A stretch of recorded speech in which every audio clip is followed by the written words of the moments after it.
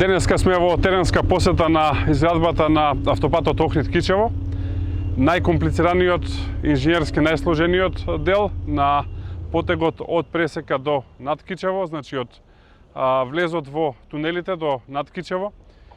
Тука се работат 8 галерии, кои што се навистина еден голем инженерски потфат. Позади нас имаме 3 галерии кои што се веќе во завршна фаза. Две можам да кажам дека се целосно завршени и на третата интензивно се работи. Паралелно се работи на стабилизација на земјиштето, на довршување на мостовите, како и на довршување на двете цевки на тунелите, со што за неколку месеци од денес овој дел од автопатот ќе биде функционален и ставен во функција. Бројките се навистина импресивни.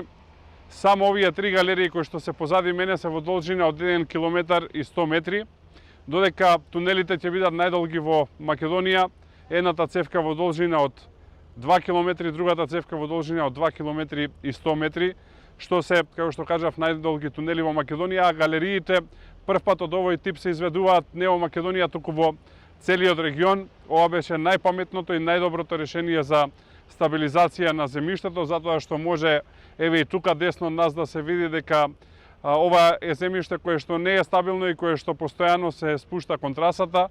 За да заштитиме трасата, за да имаме безбедно возење, овие инженерски чуда кои што се позади нас беа најдоброто решение. Сакам да честитам на изведувачот Гранит за нивната посветена работа, на тимот во јавното претпријатие за државни патишта, предводено од Коце Трајановски, како и на тимот во Министерството за транспорт, кои што на дневна основа се тука и работат во секакви временски услови со цел час поскоро, ден поскоро да биде завршен овој автопат. Ова беше напуштен проект, ова беше проект во кој што никој не веруваше, но еве го, веќе се гледа крајот, веќе имаме 34 километри на кои што се вози, а во следните неколку месеци ќе отвориме уште 10 километри кои што се најкомплицирани 10 километри каде што влегуваат тунелите и галериите. Нека е со среќа.